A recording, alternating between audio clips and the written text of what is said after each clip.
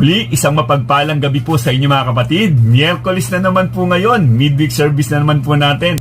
Tunay nga na nahahayag ang kabutihan ng Diyos sa atin bilang mga tunay na mga Kristiyano. Kung saan man tayo tumingin, sa kaliwa at sa kanan man, hayag na hayag ang kadakilaan ng Diyos sa buhay natin. Walang dahilan para hindi tayo magpuri at magpasalamat sa ating Panginoon. At ako po'y naniniwala, sa gabing ito, excited ka ng makinig ng mabuting balita ng ating Panginoon. Hallelujah! Dahil tatak po sa isang tunay na Kristiyano na nananabik sa pakikinig ng mabuting balita ng ating Panginoon. At hayaan niyo po sa gabing ito, ang pagkilos ng banal na Espiritu sa buhay ng bawat isa sa atin ay mapatatag tayo sa paglilingkod sa ating Panginoon. Hallelujah! Kung naalala po ninyo mga kapatid, nung ako'y nag-share sa inyo nung nakaraang midweek service,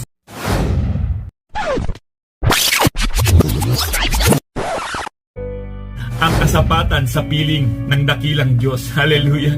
Sapat-sapat po kapag tayo ay nasa piling ng ating Panginoon. Ano mang laban natin sa buhay kapatid, nandyan ang Diyos kasama natin at alam niya ang the best para sa atin. Kung mayroon tayong tunay na relasyon sa ating Panginoong Jesucristo, wala tayong dapat pangamba.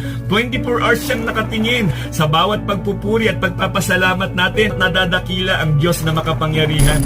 So sa papaanong paraan natin madadakila ang Diyos? Maging mapagpasalamat sa Diyos sa lahat ng pagkakataon. Sa buhay na meron tayo, lumalabas ang napakagandang patotoo kung minsan nadadaanan natin ang mga rough road.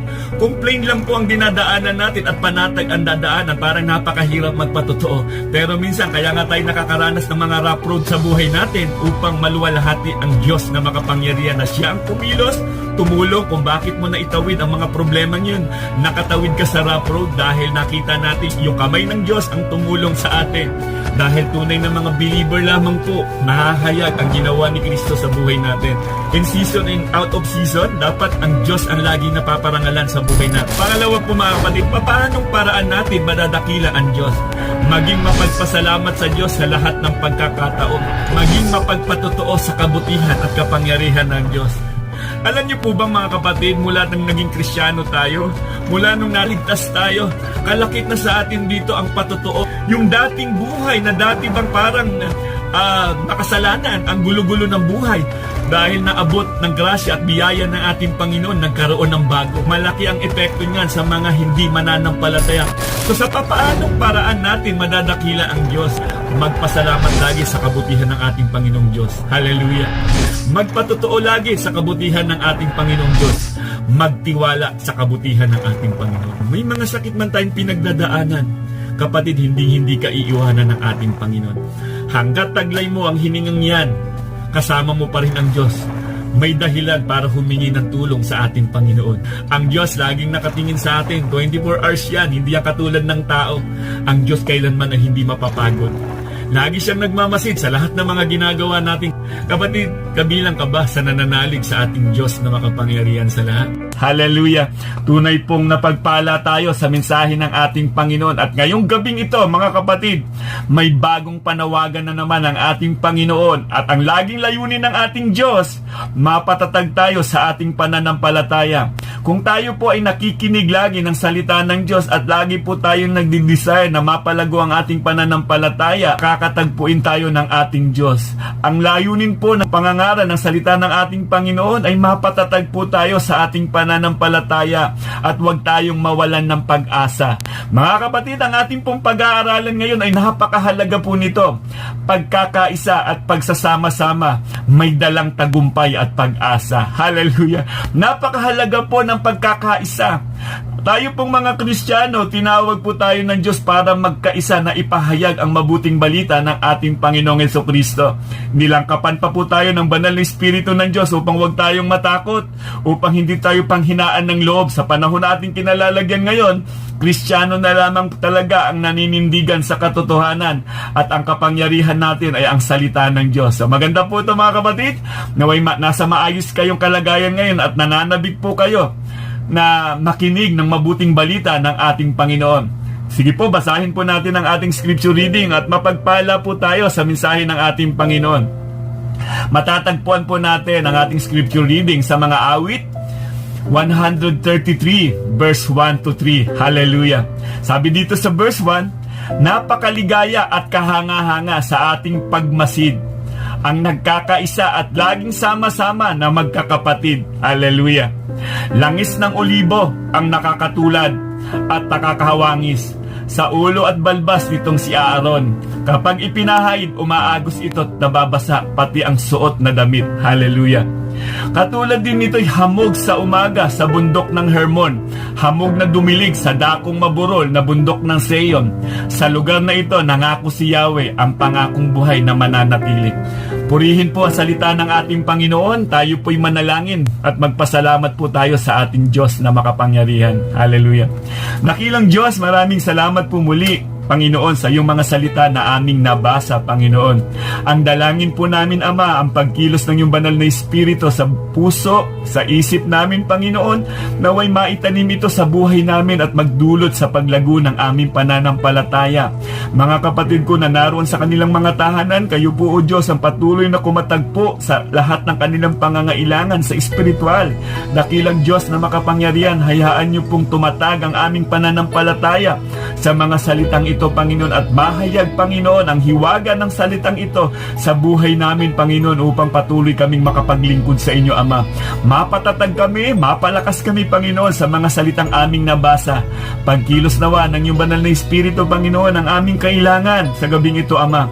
Gamitin niyo po ako bilang daluyan ng inyong pagpapala, Ama, at kayo po lagi, Panginoon, ang maparangalan at mapapurihan. Dakilang Diyos, maraming salamat po sa isang napakalaking pribilehiyo na ako po'y magamit ninyo na maging daluyan ng inyong pagpapala.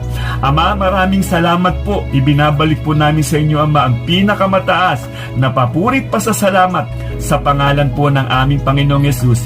Amen. Napakahalaga po sa isang tunay na Kristiyano na tayo'y nagkakaisa sa iisang plano ng Diyos sa buhay na meron tayo. Kung sinasabi mong Kristiyano ka, bagong nilalang ka na, yung identity mo ngayon, identity na ni Kristo, at meron tayong gagawin. Ito'y mapaglingkuran ng ating Diyos na makapangyarihan, at tayo po'y tinawag upang manindigan sa katotohanan.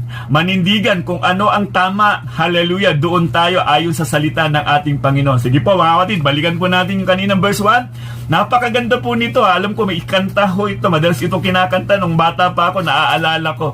Sabi dito sa verse 1, napakaligaya at kahanga-hanga sa ating pagmasid, ang nagkakaisa at laging sama-sama na magkakapatid. Kahit saan namang larangan, talaga kapag nagkakaisa ang isang samahan, tunay nga po yan na napakagandang pagmasdan. Kung babalikan lamang po natin ang kwento ng mga Israelites nung lumabas sila mula sa pagkaalipin patungo sa Promised Land, hindi sila nagkakaisa. Yun ang problema nila kasi may mga Israelites na hindi naman talaga naka-entrada sa Promised Land. Kaya napakahirap sa kanila na makarating agad-agad dun sa Promised Land. Mga kapatid, kung nagkakaisa lamang sila at nakita nila yung kapangyarihan ng Diyos ang gumagabay sa kanila, siguradong mapapadali ang kanilang paglalakbay. Ganyan din po minsan ang kadalasan na nangyayari. Sa panahon po na ating kinalalagyan, mga kapatid, napakahirap po sa isang pamilya po na hindi po tayo nagkakaisa. May kanya-kanya po tayong ginagawa. Maging sa negosyo o sa anumang mga grupo, napakahalaga po ng pagkakaisa sa ating kinalalagyan. Pagkakaisa ang susi sa isang matagumpay na samahan. Kailangan na magkaroon ng tunay na pagkakaisa sa tunay na mga Kristiyano. Ito po'y naaayon sa salita ng ating Panginoon. So ano ba ang kahulugan ng salitang pagkakaisa? Ang pagkakaisa ay naglalayo ng iisang puso, iisang damdamin at iisang mithiin. Maging sa larangan po ng mga sport, katulad ng basketball, kung ikaw lang ang gagawa sa lahat ng laro, siguradong hindi ka magtatagumpay at hindi ka mananalo. Kaya nga marami po dapat nagkakaisa ang isang grupo o isang samahan. Pamilyar po ba tayo sa Dragon Boat sports na nag-originate sa bansang China? Nakilala din po dito ang mga Pilipino. Nag-champion po ang mga Pilipino dito. Kung panunuorin po natin ang sport na ito, makikita natin nandoon ang pagkakaisa nila. Ilan sa mga katangian na makikita natin sa mga manlalaro nito ay mayroon silang commitment, passion, positivity, at communication skills, vision at respect. Yan ang napakahalaga niyan sa isang manlalaro ng tinatawag nating Dragon Boat. Kung mapapansin ninyo, halos sabay-sabay ang sagwan nila at meron silang vision, manalo. Ganun din po sa ating iglesia, mga kapatid. Kung hindi po tayo nagkakaisa, ang Diyos naglagay ng isang leader, gaya ng mga Israelite, inilagay niya si Moises para mamuno. Subalit, pagka nahihirapan na, napakadali lang nilang balikan ang leader. Hindi sila nagkakaisa. Ganun din po sa ating local church o anumang simbahan na meron tayo ngayon. May mga pastor po tayo para pangunahan tayo sa paglago sa ating spiritual. Mga kapatid, kailangang magkaisa tayo. Kung sino ang leader, kung mayroon kang pastor sa inyong mga local church, dapat natin siyang sundin. Hallelujah! Dapat magkaisa tayo. Bilang tunay na mga Kristiyano, hindi dapat sinusuwag ang sino mang leader na inilagay ng ating Panginoon para lalo tayong magtagumpay sa layunin ng ating Panginoon. Ano na lang kaya ang mangyayari kung mga kabayo sa isang karwahe ay nagkakanya-kanyang takbo? Delikado po, mga kapatid, sigurado yan. Maaaksidente, sigurado. Kung kanya walang patutunguhan, walang direction, hindi makakarating sa patutunguhan, mga kapatid. Magahari ang pagkakaisa kung may kapayapaan sa gitna ng kaguluhan, pag-ibig sa gitna ng alitan, kapatawaran sa gitna ng sugat na naranasan, kapatid. Gaya din po ng Trinity. Iisang Diyos na may tatlong persona. Iisa po ang kanilang layunin. Hindi po maaaring mag-contradict o magkakaiba ng kanilang direction. Iisa po ang kanilang layunin. So bakit napakahalaga na nagkakaisa ang mga Kristiyano? Sa panahon po kasi natin kinalalagyan ngayon, nangungusap na po talaga ang ating Panginoon sa panahon na ating kinalalagyan sa mga Kristiyano po. Dahil alam natin na ang Diyos ay malapit nang bumalik. Kaya nga kung sinasabi mong Kristiyano ka, dapat naghahanda ka. Sulong sa paglilingkod sa ating Panginoong Jesucristo. Sulong sa paggawa ng Great Commission. Dapat nagkakaisa at nagkakasundo tayo. Huwag kang papaiwan, kapatid. Dahil ang impyerno ay hindi nagbibiro. Totoo po yan, mga kapatid. Dahil pagdating doon, ang masakit doon, yung binaliwala mo ang salita ng Diyos. Ngayon pa lamang, tiyakin na po natin na naroon tayo sa layunin ng ating Panginoon. Hallelujah! Bago maging huli ang lahat. So, bakit napakahalaga na nagkakaisa ang mga Kristiyano? Number one po, mga kapatid, nakakapagpalakasan ang isa't isa sa salita ng Diyos. Hallelujah!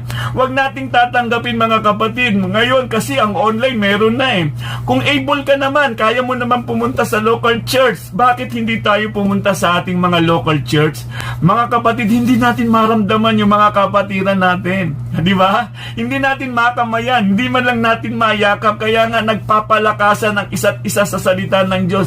Kung nagkakaisa tayo, pahahalagahan natin ang gawain ng ating Panginoon, ang Sunday service natin. Kaya nga, dapat sa mga tunay na Kristiyano, hindi yung dahilan na mahirapan kang gumising. Hallelujah! Dahil Sabado pa lang, excited ka na dahil alam mo, sa araw ng Sunday, sasamba ka sa Diyos na manlilikha. Siya ang nagbigay sa'yo ng dahilan kung bakit ka nabubuhay sa mundong ito. Mga kapatid, wag po nating hayaan na lamunin tayo ng katamaran. Dapat lagi tayong pasulong. Kaya nga, mahalaga yung bilin dito na lagi nating inuulit-ulit ito, mga kapatid. Nakinig po tayong mabuti, mga kapatid.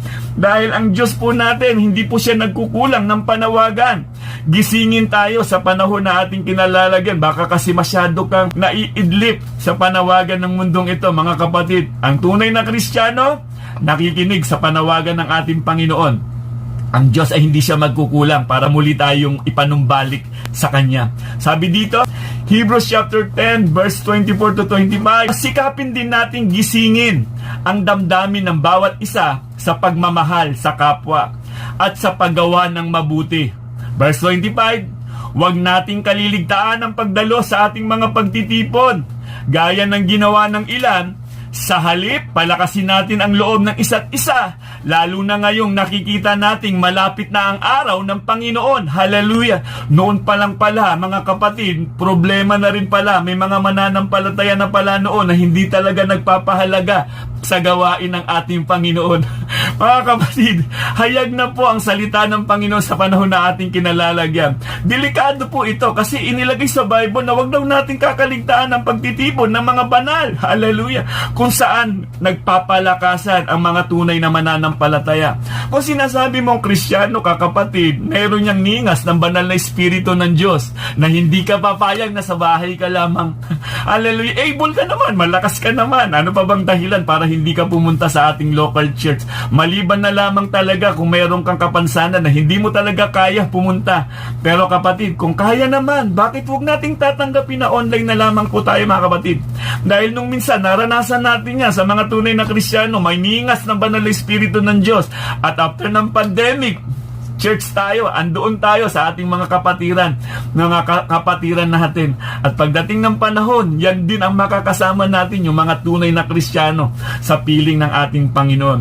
Noon pa man, ang Diyos ay laging nagpapaalala na pahalagahan natin ang mga pagtitipon. Hindi nagbabago ang Diyos sa kanyang mga pangako. At dahil mas convenient na sa panahon natin ang online, ay naging alternative na ito ng marami. Nakakalungkot po, mga kapatid, kung isa ka, nadala ka sa ganyang sitwasyon at gusto mo lagi online na lang dahil walang ka-effort, uupo na lang sa sala at manunood na lang, pa-shoutout at amen, kapatid. Nalalaman ng Diyos ang laman ng puso mo. Kung tunay na Kristiyano, hahakbang sa pananampalataya. Bilang pastor, kami po ay nagsasabi niyan, kapatid, bakit hindi ka pumunta sa ating local church? Panawagan ng ating Diyos, huwag daw nating kaliligtaan ang pagtitipon ng mga banal. Kung saan nagpapalakasan, kung sakali mang pupunta tayo sa ating mga gawain, dapat ang panalangin natin, maging encouragement ako ng kapatid ko. Dapat ganon, hindi yung magiging katitisoran tayo ng mga kapatiran natin. Sa ating pagsamba, kailangan maging encourager tayo sa lahat ng ating mga kapatiran. Yan ang nais ng Diyos sa buhay natin, mga kapatid. Kailangan magdala tayo ng pagpapala sa lahat ng mga tao bilang tunay na mga Kristiyano. Kaya nga maganda yung naalala natin, yung mga unang Kristiyano sa mga Gawa, chapter 2, verse 41 to 42. Ang ganda nito, mga kapatid. Nung nangaral si Apostol Peter, kaya't ang mga tumanggap sa sinabi niya ay nagpabautismo at nadagdagan ng mga alagad at may 3,000 katao ng araw na iyon. Hallelujah! Grabe, ang dami. Nanatili sila sa itinuro ng mga apostol at pagsasama-sama bilang magkakapatid sa pagpipira-piraso ng tinapay sa pananalangin. Yung isinare ng ating pastor nung Sunday, yung kahalagahan ng banal na hapunan, mahalaga po yan kung saan nagkakaisa din tayo. Alam natin ang layunin ng banal na hapunan na iyon. Napakasagrado po yan sa mga tunay na Kristiyano, kaya hindi yan dapat binabaliwala. Kaya kung darating na tayo do sa banal na hapunan, kailangan pa-examine tayo. Baka kasi nagtitake tayo ng communion, meron tayong sama ng loob sa kapwa natin. Dapat meron tayong iisang puso, iisang damdamin na kinikilala natin si Kristo na namatay para sa ating mga kasalanan. Dahil ang Diyos nang ibinilin sa atin ito, mahalaga ito, seryoso ang Diyos sa atin, mga kapatid. Huwag nating babaliwalain. Nagkakaisa dapat tayo na sundin natin kung ano ang kalooban ng ating Panginoon. Sa ating pagtitipon, sa Kingsmen Fellowship, mga kapatid, nakagpapalakasan po ang bawat katatayan. Iisang espiritu, iisang pananampalataya. Gaya ng paalala ko, sa tuwing dadalo tayo ng gawain ng Diyos, dapat ang panalangin natin, makapagpalakas tayo sa bawat isa sa atin. Huwag mong sasayangin na ang bawat pagtitipon na nahahayag ang salita ng Diyos, lalo na po sa gawain ng Panginoon, dapat aktibong-aktibo tayo. Dahil sinasabi natin Kristiyano tayo, dapat nakikita yung pananampalatayang may gawa. Hindi pwedeng nananampalataya ka pero wala kang gawa. Hindi magka-contradict yun, mga kapatid. Ang tunay na pananampalataya ay nakikitaan ng bunga, mga kapatid. Nagpapahalaga po yan sa bawat gawain ng Diyos. Hallelujah! Doon ka dadalhin ang banal na Espiritu ng Diyos. Doon ka dadalhin na ikaw mismo ay magiging ambasador ng ating Panginoong Hesukristo. Natatakot kang mapahiya si Kristo sa buhay mo. Dahil nasa iyo ang banal na Espiritu ng ating Panginoon. Napakahalaga na sumelyo ng ating kaligtasan. Bagamat nasa online tayo ngayon, midweek service natin, galak na galak tayong makinig ng mabuting balita ng ating Panginoon. Bakit napakahalaga na nagkakaisa ang mga Kristiyano? Nakakapagpalakasan ng isa't isa sa salita ng Diyos. Pangalawa po, mga kapatid, napapaalalahanan tayo sa pagtatapat sa Diyos. Di ba? Mga kapatid, di ba ang bawat isa sa atin, minsan matagal na natin hindi nakita at nakita natin, kaya mo yan, nai-encourage natin sila. Ganon madalas ang mga Kristiyano, kapatid, ano mang mga pagsubok na pinagdadaanan mo, sino ang magpapaalala sa iyo kung hindi ka pupunta sa ating local church? Mga unbeliever? Sino ang magpapaalala sa iyo kung magkukulong ka lamang sa iyong tahanan at pa-online ka dito sa ating local church? Kung nagkakaisa tayo na sumasamba sa iisang Diyos, napapaalalahanan tayo sa pagtatapat sa Diyos. Dahil ang Diyos natin, tunay na napakatapat ng Diyos natin. Hindi siya nagbabago sa kanyang mga pangako. Kung ano ang sinabi niya, maninindigan siya doon. Hindi siya katulad ng tao, na ang tao pabago-bago ng isip. Ang Diyos ay mananatiling tapat. Kung ano ang bawal sa Diyos, mananatiling bawal yan. Kung ano sinasabi ng salita ng Diyos, mananatili yan magpakailanman. Kapag narinig natin ang patotoo ng bawat kapatiran natin, hindi ba't nagbibigay sa atin ito ng kagalakan? Hindi ba't nagbibigay sa atin ito na tunay nga na ang Diyos ay napakabuti? Nagigising muli ang ating spiritual na kalagayan. Sa una, hahadlang ang kaaway na hindi ka makarating sa local church. Pag ikaw nagpadala, kapatid, sigurado sa susunod niya, mas matindi ng mga pagsubok. Kaya nga mas masarap pumakbang kung nakakaramdam ka na para bang hinahadlangan ka ni Satanas na huwag sumamba. Napakasarap na magtagumpay at makarating ka sa ating local church. Makasama mo yung mga kapatiran na nagkakaisa na sumasamba sa ating Diyos. Ibang lakas naman yan ang ibinibigay sa atin. Kaya nga sa Hebrews chapter 10 verse 22 to 23, kaya't lumapit tayo sa Diyos ng may pusong tapat at may matibay na pananampalataya sa Kanya. Lumapit tayong may malinis na budhi, sapagkat nilinis na ang ating mga puso at hinugasan na ng dalisay na tubig ang ating mga katawan. Hallelujah! Magpakatatag tayo sa ating pag-asa at huwag nang mag-alinlangan pa, sapagkat ang nangako sa atin ay maaasahan. Yan ang dahilan kung bakit tayo mayroong pagtitipon. Dahil ang Diyos na nangako sa iyo ay tunay na hindi bumabali ng kanyang pangako. Hindi ba? Kailangan natin ang bawat isa ng mga mananampalataya upang magtagumpay tayo sa layunin ng ating Panginoon. Dahil sa panahon ng ikaw na mag-isa, kapatid, aminin mo ito, grabe ang atake ng kaaway. Pero sa panahon na kasama mo ang mga mananampalataya, ibang dulot naman na kagalakang espiritual. Kasi minsan, dahil nga tao lamang tayo, dumarating sa panahon natin na para bang nawawalan tayo ng pag-asa. Pero kapag nandoon tayo sa grupo na nagkakaisa sa pananampalataya kay Kristo, muli tayo mahahawaan ng lakas ng kanilang pananampalataya. Kaya nga kapatid, hallelujah, huwag nating hahayaan na ang dyablo ay muli tayong ilugmok sa mga problema ng buhay. So bakit napakahalaga na nagkakaisa ang mga Kristiyano? Una, nakakapagpalakasan, nakakapagpaalalahanan. Pangatlo po, nakakapagpatawaran sa mga nagkakasala sa atin. Dahil ang ating Panginoong Hesukristo, yung tunay na mapagpatawad na Diyos. Hindi mo mararanasan ang pagkakaisa kung lahat tayo mayroong galit sa isa't isa. O hindi po mararanasan ang tagumpay ng pagkakaisa. Kung sakali mang may nakagawa sa atin ng kasalanan, magpatawad. Huwag tayong magkinkin ng galit sa puso natin. Delikado po yan. Marami rin po tayong sakit na maidudulot niyan sa buhay natin, mga kapatid. Sabi nga doon sa Ephesians chapter 4, verse 26 to 27, kung magagalit man kayo, iwasan ninyo na kayo'y magkasala.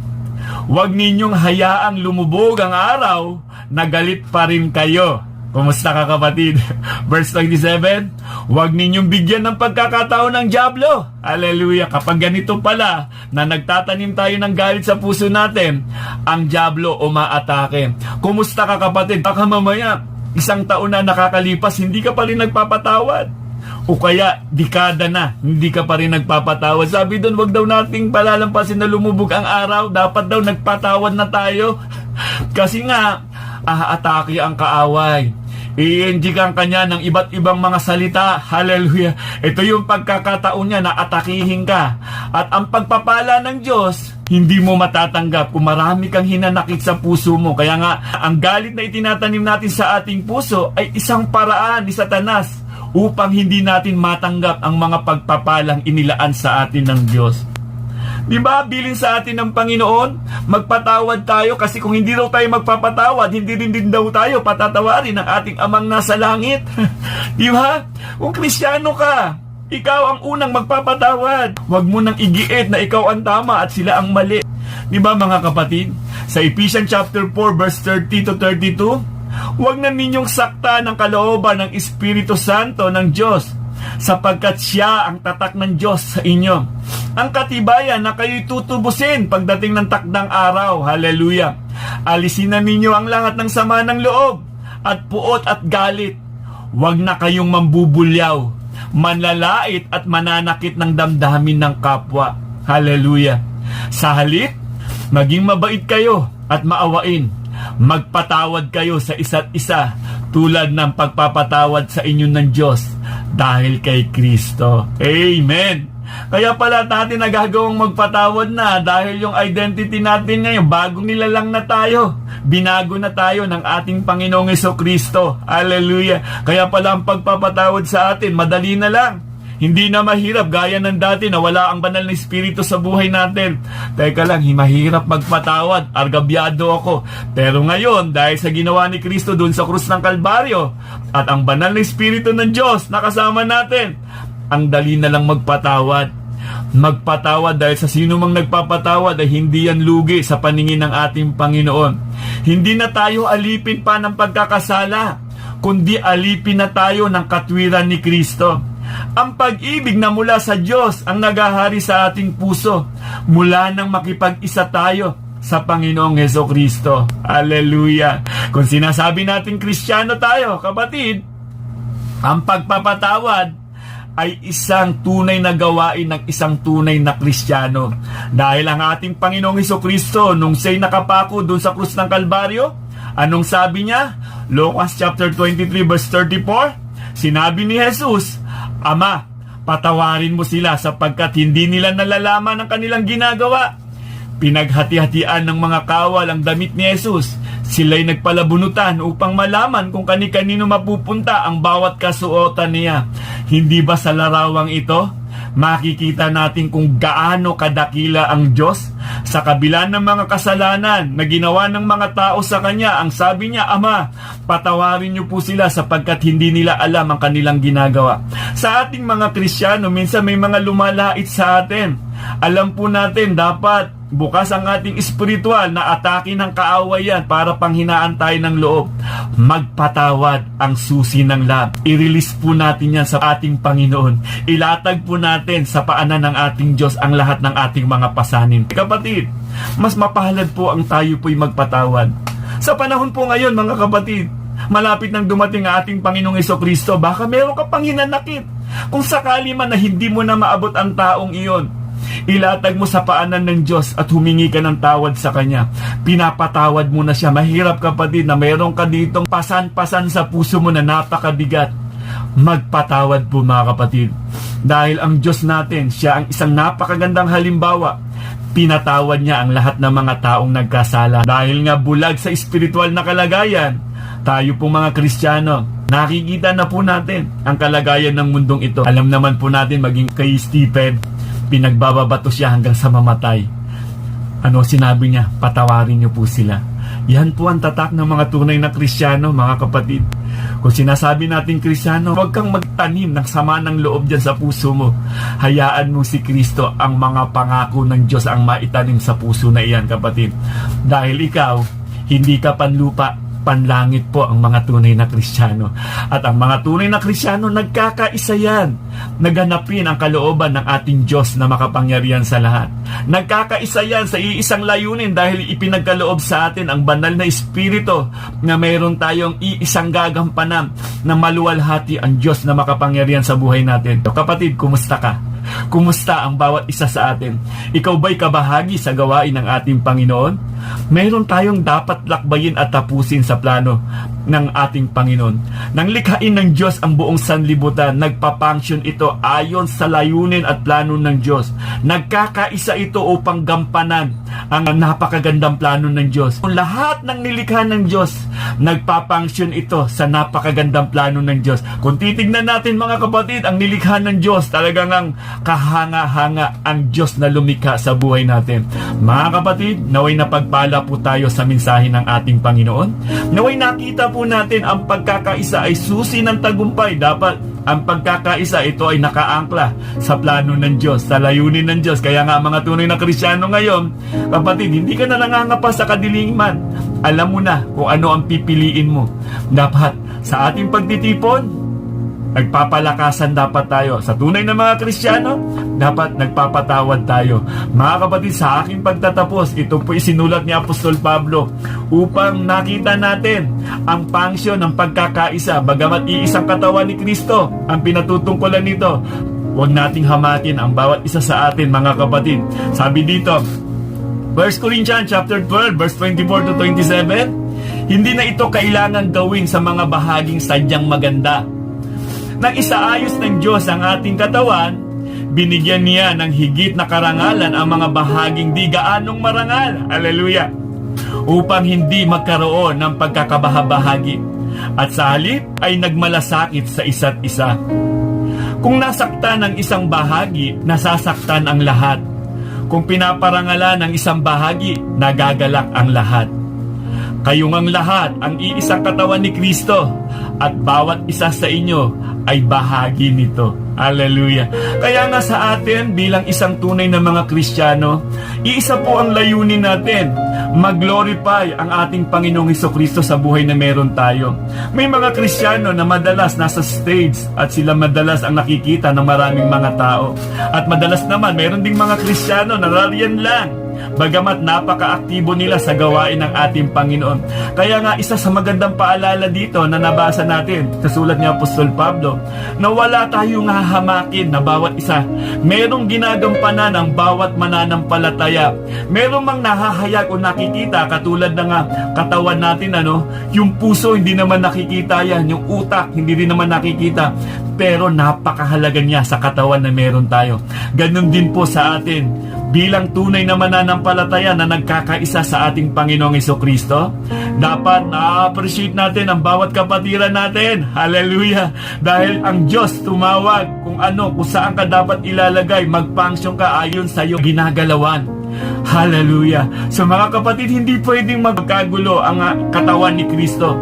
Iisa ang layunin nito, mag-glorify ang Diyos sa buhay natin. Sa katawan na meron tayo, dapat Diyos ang bida. Wala nang sino man. Hindi na po tayo ang dapat maparangalan sa buhay na meron tayo. Tayong nagkakaisa ng mga mananampalataya ni Kristo. Dapat ang Diyos ang sentro ng ating buhay. Ang Diyos ang dapat napaparangalan. Magiging matagumpay lang ang nagkakaisa kung si Kristo ang hari ng nagkakaisang grupo. Sa atin po, bilang mamamayan na ni Kristo, pinili na ng Diyos, nagkakaisa po tayo para gawin ang kalooban ng ating Amang nasa langit. So mga kapatid, naway napagpala na naman po muli tayo sa isang napakagandang panawagan po ng ating Panginoon. Kaya nga napakagandang pagmasdan ang nagkakaisa. Hallelujah! Nagkakaisa na maluwalhati ang Diyos na makapangyarihan sa lahat. Nagkakaisa na isang sambahayan na sumasamba at nagpupuri sa isang Diyos na makapangyarihan sa lahat, na siyang naglikha sa atin.